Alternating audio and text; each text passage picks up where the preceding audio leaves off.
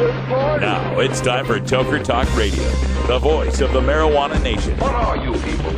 On dope? Where you can toke. I inhale frequently. Or you can talk. I experimented with marijuana and didn't inhale. Or you can toke and talk. 10 federal criminal penalties for possession of up to 1 ounce of marijuana. While we talk about toke on Toker Talk Radio. So, by the way, when it comes to pot, if you're 40 years old, you live in a log cabin in Oregon, you got 12 giant pot plants in your backyard, have a ball. Live from beautiful Portland, Oregon at Rolla J Studios.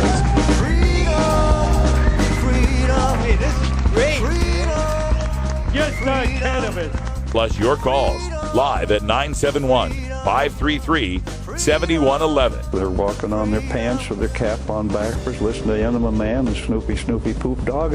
What's to keep somebody from getting all potted up on weed and then getting behind the wheel? Gateway theory doesn't work. It's a reality. Holland, is it real? Don't tease me. We're locking up people that take a couple of puffs of marijuana, and the next thing you know, they got 10 years. And now, here's your host, the guru of ganja graphics, the sultan of sativa statistics, and the worst nightmare of a reefer mad prohibitionist. A polite, perspicacious, productive pothead with a propensity for PowerPoint. Radical Russ Belville.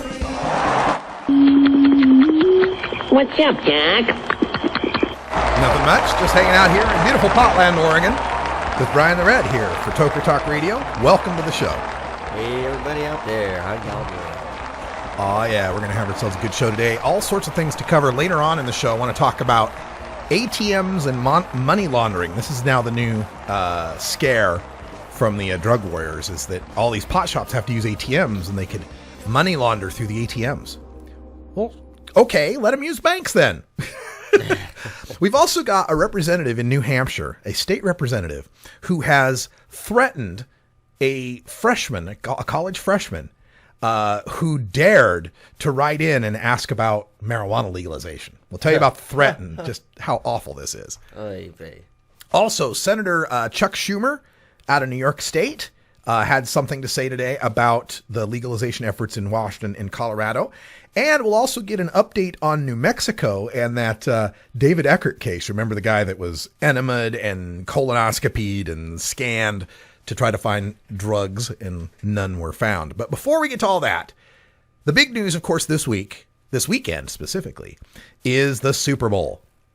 This upcoming weekend. I thought you were right, talking not about this past previous weekend, which was Florida. That's right. Florida the previous weekend, this weekend. Yeah, yes, just amazing upcoming news. Weekend, Super Bowl. Dun, dun, dun, dun. That's right. We got the Super Bowl coming up, the Super Bowl. Fire it up. Super That's Bowl. Right. Where's my I have my Super Bowl music? Yeah. What do I got? Nope. Ain't got no Super Bowl music. Wah, wah. Oh, well. You're going to have to reprogram the cart. I know. I got to reprogram the cart. But anyway, the thing about the Super Bowl, of course, everyone knows that this is Denver versus Seattle, the two biggest cities in the states that have legalized marijuana. And everybody's getting on the pot pun bandwagon, including myself. I wrote a piece for Huffington Post where I crammed 80 pot puns into a 630-word piece. I counted 82. Yeah, and he caught a couple that I didn't even think of. And other people are, getting the obvious ones like high score. Who's got the high score? All right. Yeah. I'm going to be doing a version of my pot pun rant at the Ed Foreman show tomorrow night. Right after the monologue. Where's that, Dante's? Downtown at Dante's, 3rd and Burnside on the west side of the river. So check that out if you're in Portland. I'll be filming it as well. We'll show it on the show next week probably. So there's that going on. But now the websites out there and the news organizations are starting to pick up on the theme of the Super Bowl. Oh, it only took them a couple of weeks. Yeah. Well, actually, we called it like last year. So it's like... Yeah, we were way early on this. So a couple of things that we've got to point out. Number one is that there's this is the headline on ABC News: TH Seahawks pot puns pack this Super Bowl. And it tells the story of these two guys, a nightclub DJ and his buddies, that were sitting at a sports bar in Denver, and they bought the fee for the domain name stonerbowl.org. And so now, turns out they rocked it. They got stonerbowl.org, and I'll show you here. Lord. Let's see if I can get the screen up to show you what we got. That's awesome. I'll follow cursor here. So it's the Seattle, Denver Stoner Bowl in New York. Is it just a coincidence that the two teams that made it came from states that legalized marijuana? And so, of course, they've got a store. So we're going to visit the Stoner Bowl store. And at the Stoner Bowl, you can get the hoodies, apparently. We got the Stoner Bowl T-shirts. Different colors. And we got the 2014 Stoner Bowl where the Lombardi Trophy has been turned into a bong. The Bongbardi? Yeah, the Bongbardi Trophy, I guess you would call that. Mm-hmm. Let's see, what else? Well, hey, the 420 Football League should sue those guys because they've got a bong that already looks like the trophy, so... And then we've got the THC T-shirt, So there we go. That's that's one of the things that's going on now because of and that's ABC News reporting on that. The other thing I wanted to bring up, of course, they're selling, the T-shirts and the mugs and all that kind of stuff. People for the Ethical Treatment of Animals, PETA. Oh no! PETA actually put out a Twitter recipe for vegan Colorado catnip brownies. Oh, what? Note, this recipe is for humans only. Also note, this recipe is for legally obtained marijuana. PETA does not condone the purchase or sale of illegal drugs. Score! So we got that going on. Damn, now, PETA's on our side. Okay. Not everybody is happy about the Stoner Bowl, though. Well, of course the not. Spokesperson for the president of the Washington Association for Substance Abuse and Violence Prevention said, all the attention about the weed bowl or the bong bowl, what have you, it drives home the wrong public message. He notes that Washington Normal's Facebook page has a cartoonish version of the Seahawks logo with bloodshot eyes and a joint in its beak and says, quote, that's the kind of thing that for kids, it's going to stick in their heads. Incredible for the Hawks, but tough for those in prevention. I got one of those stickers 2 years ago They've been at the Hemp Fest forever. Fest. Yeah, it's like, okay, Seattle, duh. So Washington Normal and Colorado Normal now have a bet over the Super Bowl. Mm-hmm.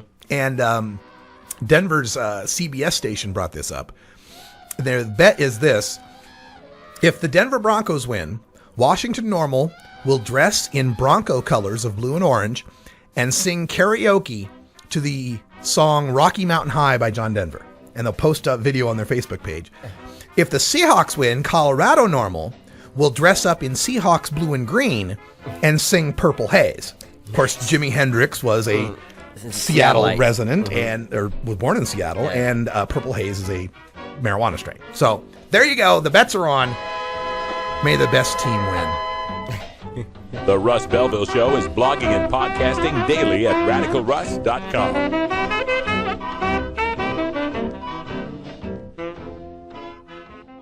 I'm Radical Russ Belville, and I want to thank you for listening to 420 Radio. We couldn't survive without you and our sponsors, and I'd like you to check out one of our prime sponsors, the National Cannabis Coalition.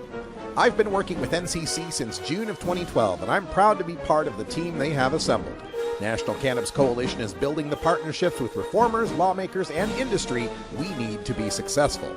Visit the National Cannabis Coalition website at nationalcannabiscoalition.com or the easier-to-remember ncc420.com. That's where you'll get the exclusive first look at my radical rants, as well as informative articles from the nation's top cannabis pundits. Visit ncc420.com today, and if you have your phone handy, text Russ to 420-420 to support NCC and 420 Radio. It's a free text message that helps us help you end adult marijuana prohibition. Learn more at ncc420.com, and thanks for supporting independent marijuana legalization public radio. 420 Radio, your ticket to the Boston Freedom Rally. The law offices of Omar Figueroa would like to remind you to stand up for your rights. Please do not give up your precious liberties. There's nothing wrong with standing up for our constitutional rights, and in fact, it's the best way to honor the Constitution that recognizes our natural rights. Treat law enforcement with respect and respect the Constitution by standing up for your rights. If you are detained or arrested, stand up for your rights by repeating, I respectfully invoke all of my legal and constitutional rights. I do not consent to any search and seizure. I want to remain silent, and I want to speak with my attorney, Omar Figueroa. Omar Figueroa has more than a decade of experience in federal and California courts and graduated from Yale University, Stanford Law School, and Trial Lawyers College. Please contact the law offices of Omar Figueroa at 415-489-0420 or 707-829-0215 or on the web at omarfigueroa.com. These are the thoughtless, drug-induced voyages of the simple mind. A cosmic adventure to escape our troubled times. The valleys in the sky are only low when you are high. The clouds that we walk on are just dancing in the night. Do you hear the sound? I had to bring on some Al Wilson for this next segment, ladies and gentlemen. So we got Left Wing Larry down in the studio right now with a little show and tell. That's right. That's our little cannabis seedling. Oh, we started this from a seed, right? Yeah. So she's looking pretty. Well, we hope it's a she. Little baby. 10 still going? Yeah, 10 still going. Excellent.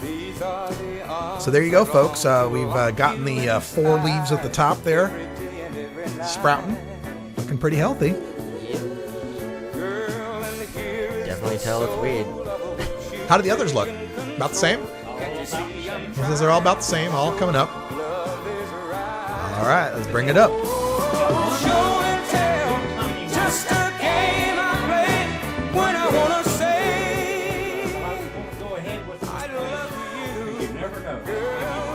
You never know. That's right. It also could be the only female. Males tend to sprout up quicker than the females. So could be. But we'll cross our fingers and have 9 burly females and another little short one. That's right.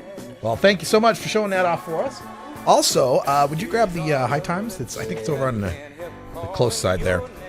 We're also continuing our Fan Friday trivia contest, where we give away an issue of High Times magazine every Friday, and a classic issue. This one's the first anniversary edition.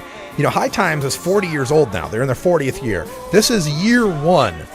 This is August, September of 1975, when Alaska goes legal. That was when their Supreme Court decided that Alaska's constitutional privacy protections allow citizens to have weed in their house and to grow weed in their house.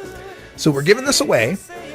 The trivia question is, what was the first U.S. state to prohibit marijuana, and what year did they do so?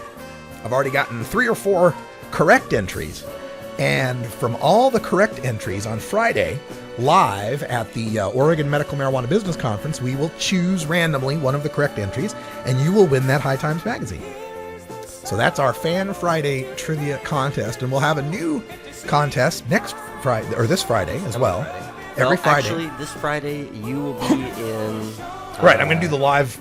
I'm reporting live there, but we can still do the contest. I'll do it during a break. We'll do.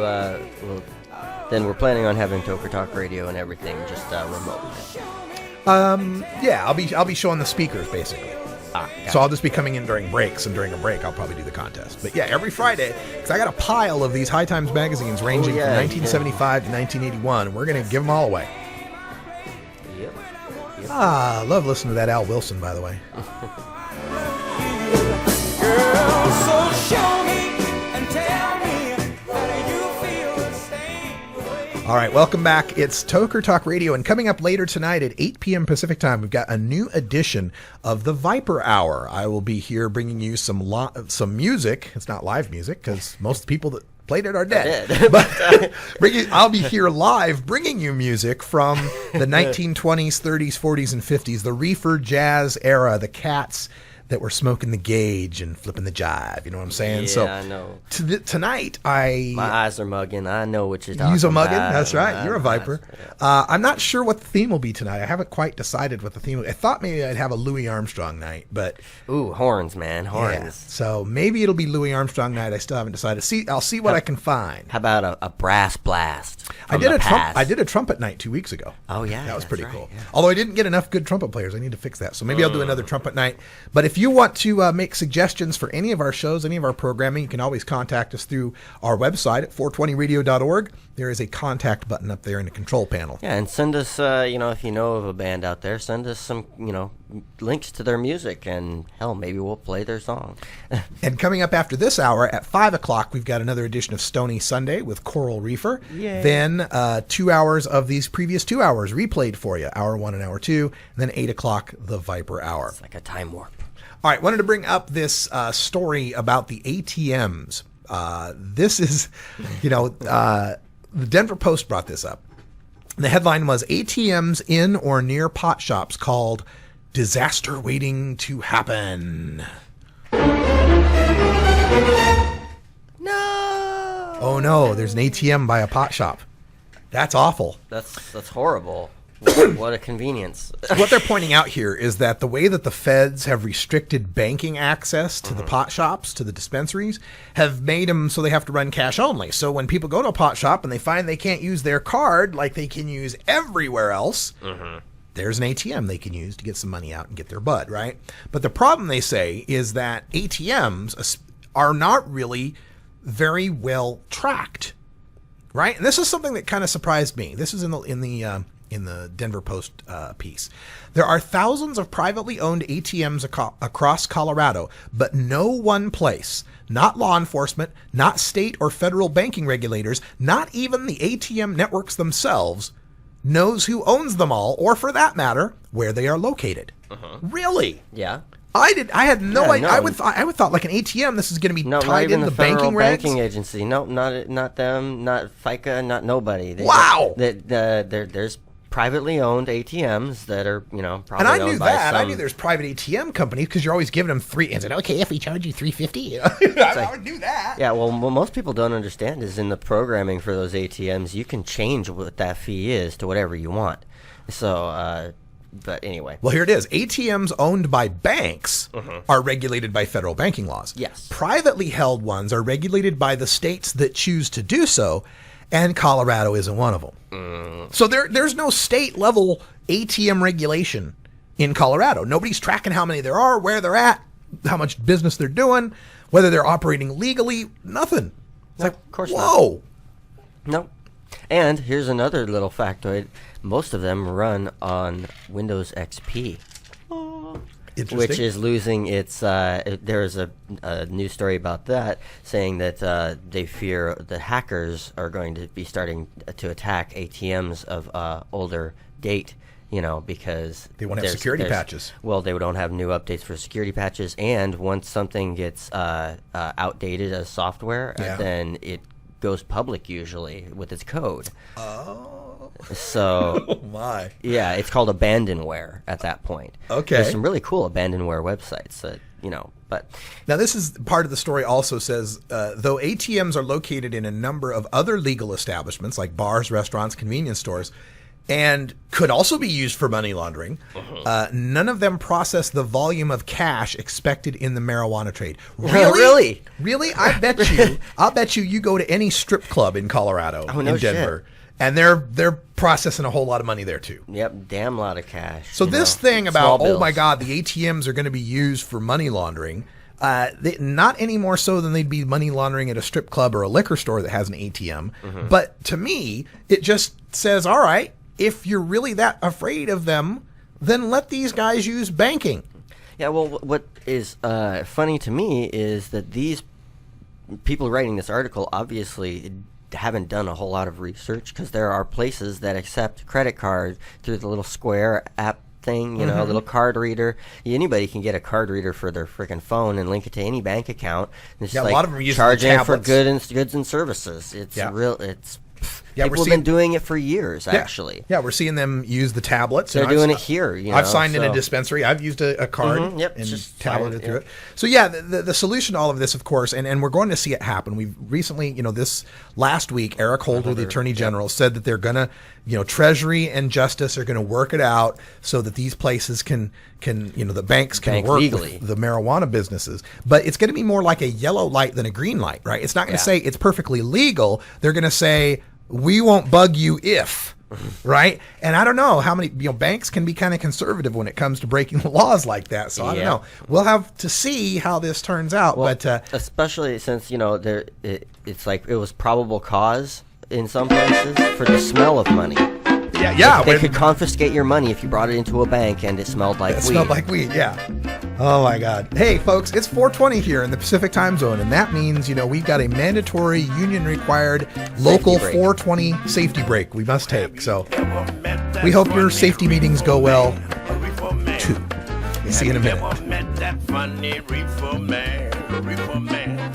If he said he swam to China, he would sell you South Carolina. Then you know you're talking to that reefer man.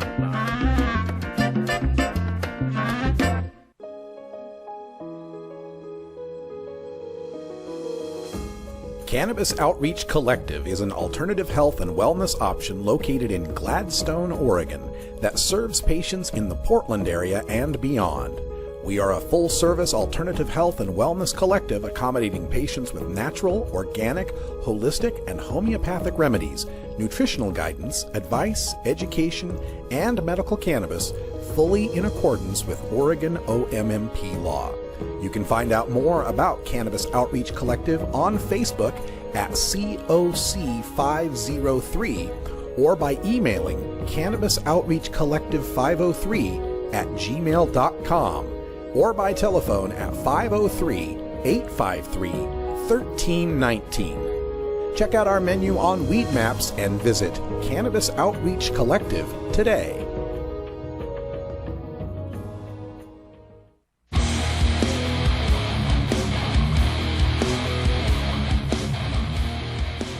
Herb Thrasher from the Herb Thrasher Flower Hour. Now get ready for Herb Age Designs for the proud cannabis consumer. Herb Age Designs, lifestyle gear for the 420 friendly. Herb Age Designs, home of the famous lighter leash. Herb Age Designs, get your Herb Age t-shirts and hoodies and show your pride. Herb Age Designs, we've got frisbee golf discs and durable hemp gear. Herb Age Designs, we've got shot glasses, drinking glasses, coffee mugs, and beer cozies. Check us out on Facebook and online at herbagedesigns.com and follow Herb Age and Herb Thrasher on Twitter. We'll see you at this year's Hemp Fest. Crank it up!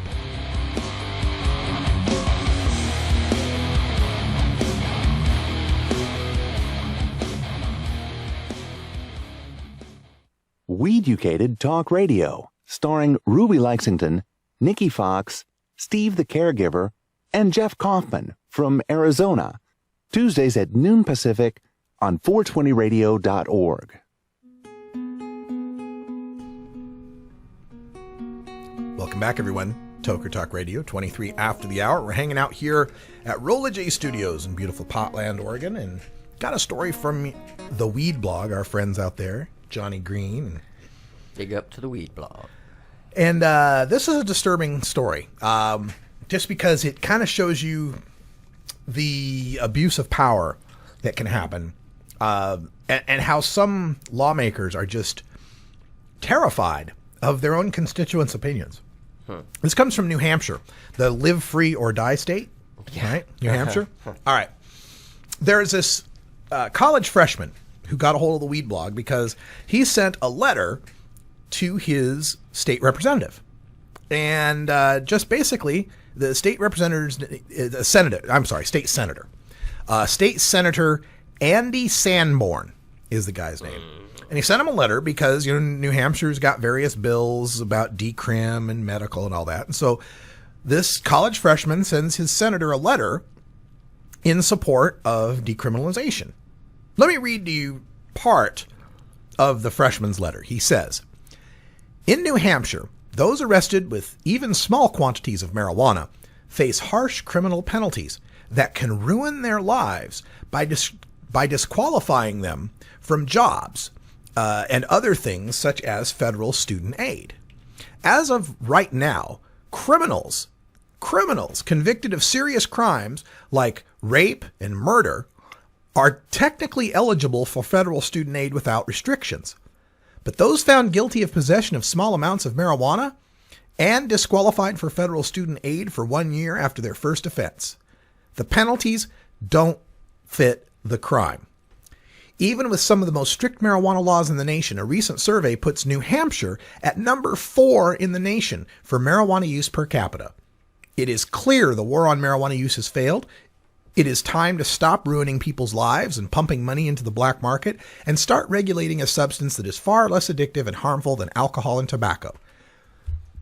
Your job is to represent the people of New Hampshire, not your personal beliefs. It's time to listen to the people. Okay, so this is the freshman in New Hampshire, university freshman. Shouldn't have added that last line. It's poking a bear. The last line might have been it. Because he got a response. It was great up to that point. Because he got a response from Not his the one state he senator. wanted. And here's what the state senator had to say in part. Thanks for your email and thoughts, although I may ask that you consider that last sentence. I'm guessing you don't know much about me, my values, and what I have been working on in the legislature. Frankly, your suggestion that I do not listen shows ignorance, and I find it insulting. There sure is one way to ensure a legislator votes against your wishes, and that is to insult them. Okay, so far, yeah, all right, whatever. He doesn't need to be that dickish, but I get his point, and attract more flies with honey than vinegar was the saying, I guess. But at this point, this senator is not, gone out of line. He's not reacting as nicely as I'd prefer to see, but he's not out of line. Yeah, he's just a senator. Here's where the senator gets out of line. He adds, I'm thinking if I call the organization you received a scholarship from and ask their opinion on legalization, they may have a different opinion, not to mention may be asking you for their scholarship money back. Okay, now, the line organization you received a scholarship from is in brackets, meaning that this state senator actually named the actual organization, and the Weed blog is just merely, redacting that. Mm-hmm, Here's a state senator who not only is saying that, I disagree with you on marijuana legalization, but threatening this kid, threatening to talk to the people that gave him a scholarship to tell those people that he supports marijuana legalization and that they might take the scholarship money back. That's out of bullshit. line. That's way out of line. That's just not right. That's something that a senator, you'd think that, they're all corrected, but I don't know. The senator continues by saying, I may suggest you first take the time to actually read the legislation, understand it and its total ramifications before you comment on it, as the bulk of your argument is not considered in it, and it makes you look like nothing more than a college freshman who just wants to get high at any cost. Wow. So here's the thing. The college freshman, when asked how the senator knew about his scholarship, he tells us that he must have looked me up. It was recently and it was in the newspapers, so I assume that's how he figured it out. So he got a letter from a young constituent, and then when he got the letter, didn't just respond to the letter. Mm-hmm. He went and did research on the guy. Opposition background research, trying to muckrake, to dig up some sort of dirt on this kid. Yeah. Oh my God. And you wonder why, sometimes when we're out there being activists and we are trying to convince people, you need to write your legislators, you need to talk to your legislators, how a lot of them say, well, this is what I get. Yep. This is what happens when I try to talk to these guys. Mm-hmm. Well, we can't stand for this. Yeah. So if you go to the Weed blog, if you go to the Weed blog, it's theweedblog.com. The article's called New Hampshire Senator Threatens Constituent for Supporting Marijuana Decriminalization. They have got Senator Andy Sanborn's email address, and so you can make it clear to him that whether he disagrees with us or not, threatening someone for having a different point of view is completely out of line, especially in the live free or die state. Doesn't make a whole lot of sense. So yeah, that's just that's beyond the pale, but not surprising. I mean, we see this kind of response, from these guys before. Now, a better response that we can take a look at is coming from the Seattle Seahawks football coach. We were talking earlier about the pot puns and the THC Hawks. Well, they finally got a hold of Seattle's coach, Pete Carroll, and they asked him about the recent stories on medical marijuana in the NFL. This was a big story that came out on Real Sports with Bryant Gumbel, where they talked to former players who said that half the NFL uses marijuana for pain relief. They talked to Dr. Meshulam in Israel, who says, marijuana is going to be the medicine for concussion. It's the only medicine there is for concussion they've ever found. So ESPN reports that Seattle Seahawks coach Pete Carroll agrees with the notion that the NFL should look into medical marijuana as a means of taking the best possible care of its players. Quote, I would say that we have to explore and find ways to make our game a better game and take care of our players in whatever way possible. Regardless of what other stigmas might be involved, we have to do this because the world of medicine is doing this. And the Seahawks currently have a cornerback, Brandon Browner, who is on suspension for marijuana. And they had another cornerback, Walter Thurmond, who's off suspension, but he was suspended earlier in the year for marijuana. Marshawn Lynch, their running back, who's also known as Beast Mode. Marshawn Lynch had a suspension for marijuana.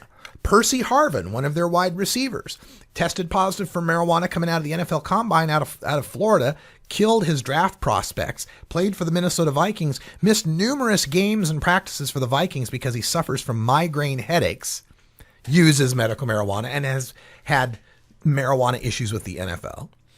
Yeah, all players that you can draft on your team. That's right. They're future pigskin potheads. Yes. So this is the most amazing thing to me about this Super Bowl matching up Denver and Seattle is it's bringing this issue of marijuana in sports, marijuana in the NFL to the forefront and bringing up why can't these players use medical marijuana if they live in a medical marijuana state? My God, we're pumping them full of oxy every weekend. And in the case of, Washington and Colorado, a legal state, not just medical, legal. Yeah, exactly.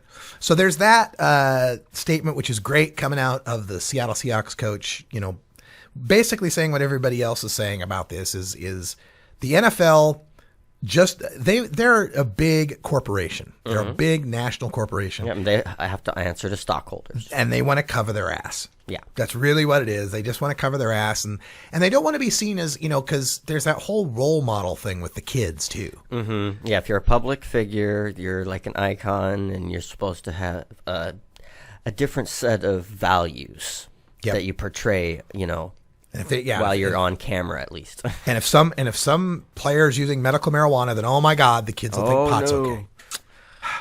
The weeds. Now, one other bit of Seattle Super Bowl news coming to us from the Seattle Times brings up the fact that there is a new strain of marijuana called Beast Mode. Beast Mode, of course, is Marshawn Lynch's nickname, the running back, and so. Oh shite! This. Okay. These guys that grow Beast Mode are called Zion Gardens, and they interviewed one of the gardeners who said they were trying to cultivate a strain that was supposed to be Girl Scout cookies, but after they harvested it, they realized it wasn't Girl Scout cookies. Yeah. And then they tried some, and he said it hit me like Beast Mode. So now they're calling it Beast Mode. It's a indica dominant from the OG Kush family, and the THC content's testing at 17.6%. That sounds about right for an OG strain. Yeah. Now the collective is selling the Beast Mode for $13 a gram, or $150 a half ounce. Oh no, wait, I'm sorry. They're not selling anything. It's a suggested donation. Yeah, it's a suggested donation. $13 a gram, $150 a half ounce. Now in Colorado, there's also a strain called Peyton Manning, and it's also an OG Kush strain. It's probably the same strain. Could be. And by the way, folks, OG stands for ocean grown. A lot of people think original gangster, but it's not. It's ocean grown, just so you know. So there you go. We've got new strains. We've got new weed. Everybody's trying to cash in on the, as Alan St. Pierre of Normal called it, the Super Ooby Dooby Bowl. I think that's the best name. The Doober Bowl. Yeah. The Alpaca Bowl. The Fire Bowl. The Loadable. The Smokable. The Stoner Bowl. The Where's my hat? It's simply business. It's simply business. It's simply business. You know why they won't let us grow. It's simply business. We'll be right back after these messages from our 420 friendly sponsors. Support these advertisers because their ad money goes straight to the Russ Belville Show.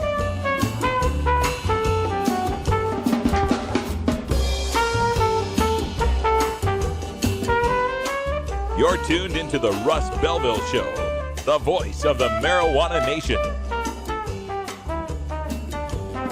It's simply business. It's simply business. It's simply business. You know why they won't let us grow. It's simply business. It's simply business. You know why they won't let us grow. It's simply business.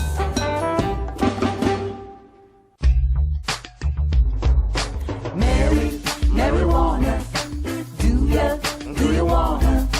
Mary, do you wanna tonight? As marijuana goes mainstream, you need to be armed with the facts. Nobody can teach you better than Dr. Mitch Earlywine, Ph.D. You may know Dr. Mitch from his column in High Times magazine or his weekly appearance on the Russ Belville Show. Dr. Mitch is also the author of some of the best books on marijuana science, culture, history, and health, including Understanding Marijuana, Parents' Guide to Marijuana, Pot Politics, and more. Visit Amazon.com and search for Mitch Earlywine, that's EARLEYWINE, and order your books today. You can also contact Dr. Mitch by email at 420research@gmail.com.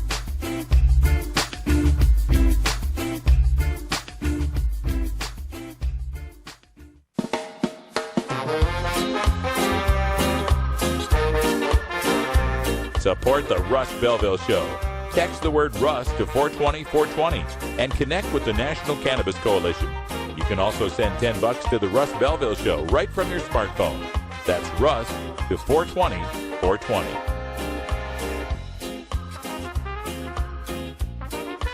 You're listening to Radical Russ on the Russ Belville Show.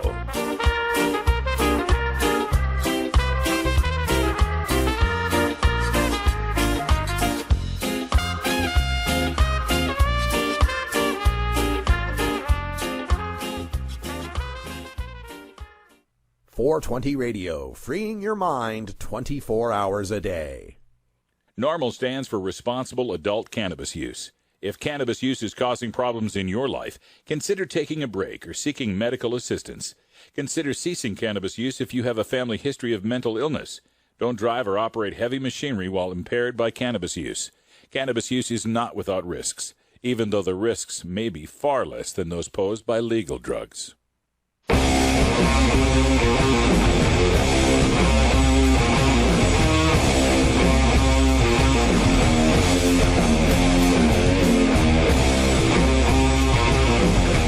Welcome back, everyone. 38 after the hour. That's music from The Sword.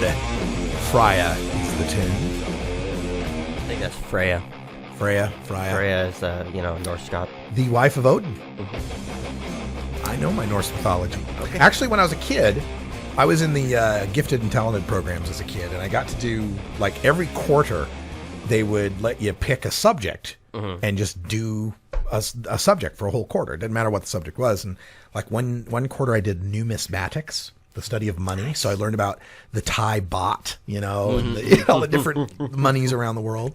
And then one quarter I did astronomy. That was like 1980, and I got really into Carl Sagan and cosmos and all that. And then one quarter I did mythologies of the world. Oh, great. And so I did Greeks, Romans, Native Americans, Norse, and Egyptian. Yeah. There's a lot of cross-link between several of the mythologies. Especially the Roman and Greek ones. The Romans stole all that. Yeah. Yeah. So it was very fascinating to me. I love that kind of stuff. So and it was fun. I was watching what was it? The first Thor movie on FX the other night, right? And so they go up and they go up to Asgard, the Rainbow Bridge, and the Guardian, and Loki, and all that stuff. I'm like, oh yeah, right on. All right, let's get back to some weed though. It is a weed show. We brought you the stories last year, toward the end of the year, coming out of New Mexico, where we had 3 awful rape stories in a row. Yeah, just horrific treatment of people by law enforcement over suspected possession or concealing of drugs. Specifically, a guy named David Eckert, who was stopped outside a Walmart parking lot for rolling through a stop sign, got out of the car. Cops said he looked like he was nervous and clenching his butt cheeks. One cop said to the other cop, "Hey, this is that guy that hides drugs in his ass." They bring a drug dog. Drug dog alerts to the seat of the driver's seat. So they pat this guy down. They don't find any drugs. They search this guy. They don't find any drugs. They take him into the cop shop and strip search him. They don't find any drugs. They use their fingers to stick up his ass to see if they can find any drugs. They don't find any drugs. So they do it again. They stick their fingers up his ass and they don't find any drugs. So they do it again, stick their fingers up his ass, don't find any drugs. So then they take him to the hospital where he's given an enema and forced to shit in public because they didn't close the curtains or nothing, right? They in front of the cops and the medical technicians. Of course, nothing was found. So they then give him another enema, and they still don't find any. And so then they X-ray the guy, and they don't find anything. And so then they give the guy a sedative and give him a forced colonoscopy, and they didn't find anything. And so after all that, and during this, the guy asked the cop said, I want to make a phone call. Yeah. Okay. And they said that he couldn't because he wasn't under arrest yet. Right. He's just being detained. Right. Yeah. Which is insanely stupid. Yeah. Insanely stupid. So they got this guy. Now we get an update on this story for this David Eckert. And it's in the New York Times, and the headline is 3 enemas later, still no drugs. And it's an op-ed piece by a guy who couldn't believe it. He said, "When I came across this case, it seemed far-fetched to me, more like rape than law enforcement." Yeah. But here's where we learn the good news. The authorities, hospitals, and doctors all refused to comment, and a few days ago, the city and county settled the lawsuit by paying David Eckert $1.6 million. Yeah. I think that's a low figure for what he had to go through, but, Low figure for multiple probings and public enemas and stuff? Well, and then having, the stupidest part of all was they sent him a frickin' bill for the enemas. Yeah, like $6,000 The hospital sent him a $6,000. What? Really? You're going to rape me and then you're going to say, here, pay for it? You're going to rape me twice? It's like, just sad. But yeah, it's just wrong. He just got a $1.6 million settlement. There's another guy, Timothy Young, who endured similar treatment. We don't know if he's going to get a settlement, but this is probably good news for him. I mean, if this settlement came through, it's going to be another settlement. But the problem with these settlements, right, is that this is taxpayers' money that goes out in these settlements. These are the people in New Mexico who, good law-abiding people who pay their taxes, who now are going to have that tax money having to cover the misdeeds of these cops. I want that $1.6 million to come out of the salaries of the doctors who did this. Well, and of the officers. And of the cops who did this. That's where that money should come from. No, the people that get punished are the taxpayers. These cops don't suffer any charges. They don't go to jail. They don't lose their job. They don't. Well, maybe they did. Actually, that one did. One of them get suspended. That one did. Yeah, well, not just suspended. I'm pretty sure he got fired and sentenced to. Wait, no, that was a different one I was looking at. But still, it's not coming out of their pocket. It's coming out of the taxpayers' pocket. And that's the sad part. We got Left Way Larry joining us down over here. Need more slack on that cord there? Don't have any sound. Oh, there's on the ears. There's volumes on the ears on that one. But you should have something there. See him? Okay. Yeah, you got something coming through there. Maybe you're not plugged in. Testing. Oh, I had to turn that one down for Craig, I think. There we go. I got it. Are you there? There we go. All right.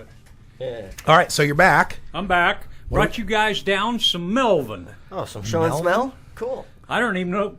I can't find anything about that strain at all. Some Melv for the Belv? Melvin for Melvin? Melvin for the Belvin? Well, maybe I can find out some information. Find out about that. All right, we'll try that out. Where did this come from? I'm not sure. I can't remember. That one, I don't know why that happened. You got that last week, and you got it from the place down near Hollywood District, you said. Was it Collective Awakenings? Could have been. Treehouse? Treehouse Collective. Treehouse. Yes. Got it from the Treehouse. All right. Yeah. It's funny that I can remember when they got weed. Well, it smells kind of... diesely to me. Some what? It smells kind of diesely to me. I smell like fruit. What do you think? Got to put the nose to it. Brian's our ultimate test Yeah, yeah, it's an indica dominant. It's got some... It smells real good. It's got some grapefruit terpene in there. So got some grapefruit? Well, at least the terpene from grapefruit, so. That's the fruity that I'm smelling. Mm-hmm. That's yeah, probably grapefruit. it, yeah. It was also prevalent in the old school juicy fruit, which this could be a descendant. Okay. Right on, right on. Well, anyways, it's Melvin, and I couldn't find anything on it. Me and my nerd nose, right? You and your nerd nose. Yeah. So, and the seedling looked good. Yeah. The seedlings you brought down look good. Yeah. Yeah, we got, like I said, we got 10 of them going, and plus an 11th that is kind of stunted. Yeah. We'll see what happens with them. Okay. And let's see here. And you're looking up the strain information on that. I'm trying to find some information on it. Something originally known as Melvin. It's Orange Velvet. Oh, Orange Velvet. Yeah, Orange Velvet. It's that's one of the strains that's crossed into Jilly Bean, which is a TGA strain, and Miss Jill's favorite, from what I understood. Did you say Jilly Bean? Jilly Bean, yeah. The Orange Velvet is, I believe, crossed into that. So this is, according to this, actually, let me just double check here. While you're looking up that, I want to remind smells right. It smells about right. Orange Velvet. Yeah. Because it's got that citrus smell, but it's not quite the orange. It's not. Well, when I tried to look it up, it kept referring me to Melvin, MELVIN, and I'm going, no, it's MELVEN. No, it's supposed to be an I. It's supposed to be an I? Misspelling. Yeah, it's supposed to be an I. Oh, okay. Well, while you guys are doing that, I want to remind listeners that we will not have a live show on Wednesday because I will be on an Amtrak train making my way to Southern Oregon. On Thursday and Friday, I will be at the Oregon Medical Marijuana Business Conference in Ashland, just north of the California border. We'll be bringing you live streaming coverage of both days, including on Thursday, I believe at about 10 a.m. or 10:30, somewhere around there. I'm delivering my 45-minute presentation on the Green Rush, which is a comparison of the state medical marijuana and legalization schemes, plus tips on how to make legalization happen in your state through rhetoric and reason. So we'll have that presentation. I will tape it. We'll play it next week as well. We'll have it up on our YouTube page. The presentation itself is available right now at the 420 Radio Shop. Just look in the download section and you can find it there.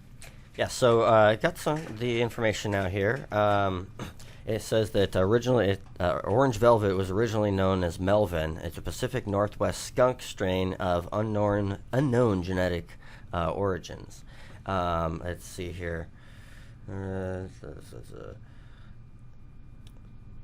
says the smell, is like a super rich vanilla, honey, tangerine, orange sherbet, which is basically, that's what we're getting. Sure. Okay. Yeah. Well, that's what I was smelling. Fine. Let's see here. Not that sophisticated. I'm at the level where I can smell pine, fruit, diesel, and that's about it. Yeah. I can get those three main courses, I guess. Well, that's kind of like the first one that jumped out at me was that grapefruit. Yeah. I mean, that really... It says that the flavor has a slight sour edge of red grapefruit. Oh, okay. Right on. Yep. All right, we're going to take a break, and when we come back, we will tell you a little bit more about New York Senator Charles Schumer, one of the most popular, not popular, but most powerful men in the Senate, and his opinions on medical marijuana. And as we go into this break, I was talking earlier about Michele Leonhart, the DEA Administrator. Yes. I found that video where Jared Polis is questioning her on whether marijuana is safer than heroin, meth, and cocaine. Got it burned into my memory. It's so damn funny. That's coming up next if you want to watch that, and then we'll be back to close up the show. Stick around. We'll be right back after these messages from our 420 friendly sponsors. Support these advertisers because their ad money goes straight to the Russ Belville Show.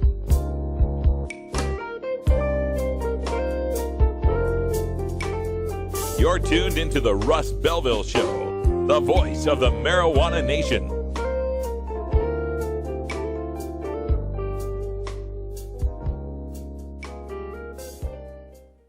Is crack worse for a person than marijuana?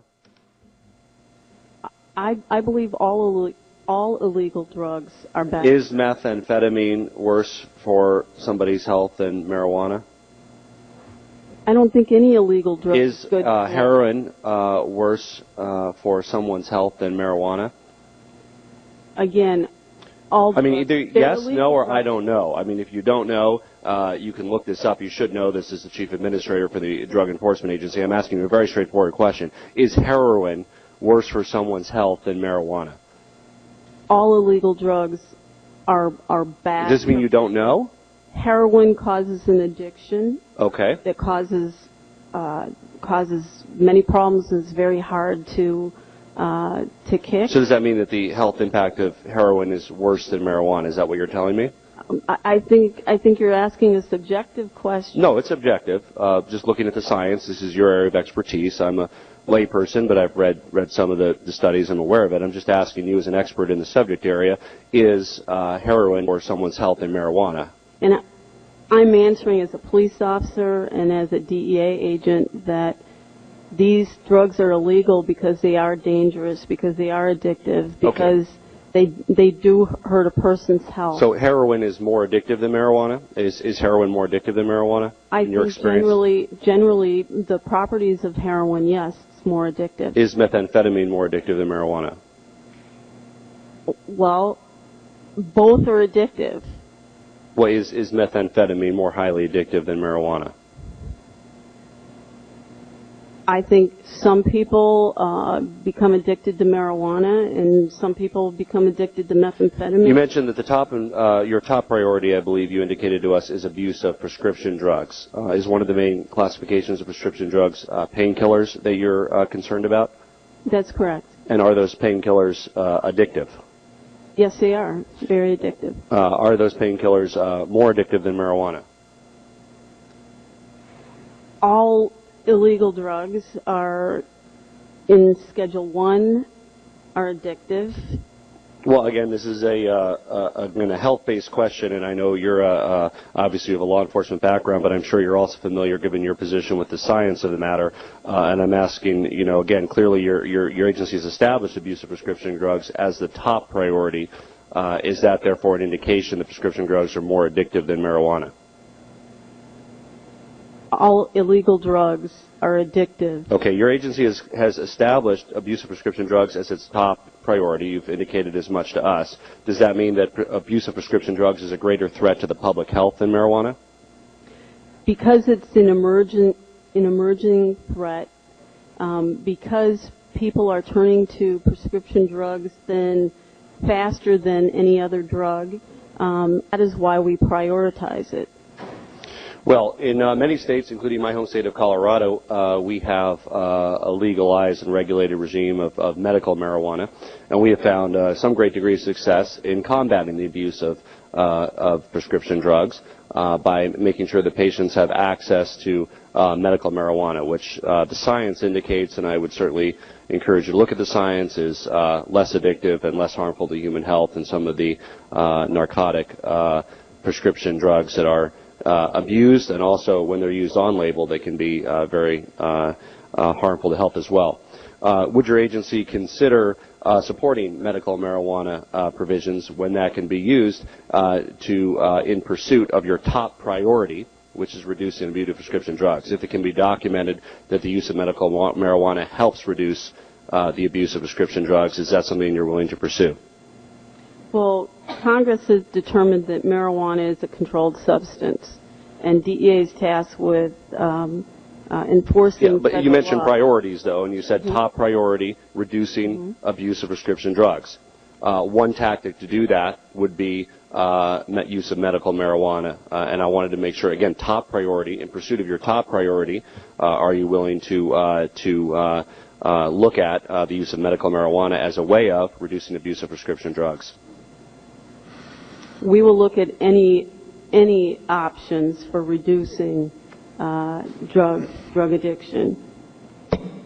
The time of the general. Drugs are bad. You shouldn't do drugs. If you do them, you're bad because drugs are bad. Okay. Georgia. Hi, this is Willie Nelson, and I need your help. Alcohol prohibition didn't work in the 20s, and marijuana prohibition isn't working today. It's time we stop arresting law-abiding citizens because they prefer marijuana over alcohol. Nearly 2,000 Americans are arrested every day on marijuana charges. We're unfairly destroying the lives and careers of hundreds of thousands of people each year simply because they smoke marijuana. These are not criminals. They're average citizens like you, good neighbors who work hard, raise families, pay taxes, and contribute to their communities. We need your help to end marijuana prohibition once and for all. It's the fair thing to do. For more information, contact NORML, the National Organization for the Reform of Marijuana Laws. Call toll-free 888-67-NORML or visit their website at norml.org. Drug Truth Network, Century of Lies with Dean Becker from Houston, Texas. Every Monday at 7 a.m. Pacific, 10 a.m. Eastern, and 3 p.m. GMT, right here on 420radio.org. New Approach Oregon is a coalition of Oregon citizens who believe that treating marijuana use as a crime has failed, costing taxpayers millions in law enforcement resources. We believe it's time for a new approach on marijuana, and that Oregonians deserve a chance to decide in the 2014 general election.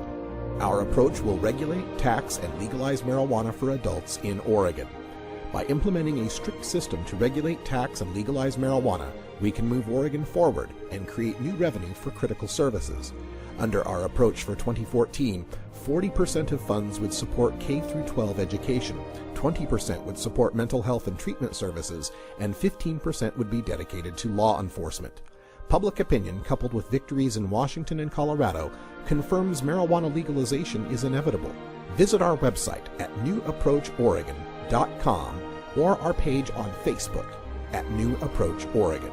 Thank you.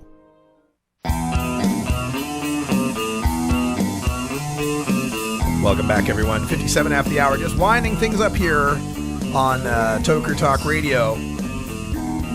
New York Senator Chuck Schumer appeared on MSNBC and was asked by Chuck Todd what he thinks about Governor Cuomo's plans to allow medical marijuana through hospitals. Schumer said, quote, "It's a tough issue. We talk about the comparison to alcohol, and obviously alcohol is legal, and I'm hardly a prohibitionist, but it does a lot of damage. The view I have, and I'm a little cautious on this, is let's see how the state experiments work." He added that lawmakers should view states like Colorado and Washington, who have legalized recreational pot, as, quote, laboratories to see if legalization could work on a larger scale. He continued, quote, "I'd be a little cautious here at the federal level and see the laboratories of the states, see their outcomes before we make a decision," end quote. Todd then asked the senator if he believes states should be allowed to legalize marijuana without federal intervention. Quote, "Yes," Schumer said, "I think having the states experiment is a good idea," end quote.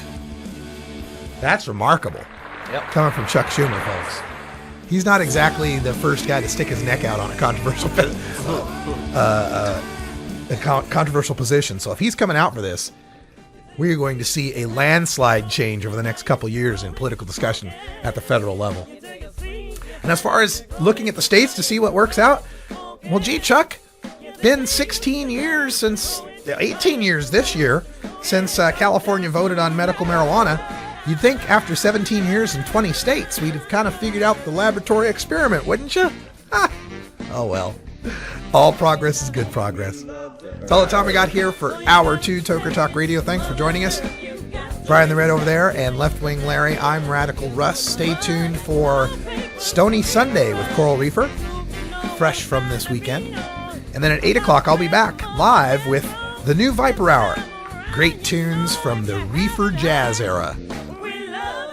Thanks for joining us. For everyone here at 420radio.org, we encourage you to check out our website, become a VIP member, and until next time, take care of each other, Tokers. This is the Russ Belville Show. The Russ Belville Show is blogging and podcasting daily at radicalruss.com. You take a seed, you plant it, you grow it, you dry it, you roll it, you smoke it. You take a seed, you plant it, you grow it, you dry it, you roll it, you smoke it. You take a seed, you plant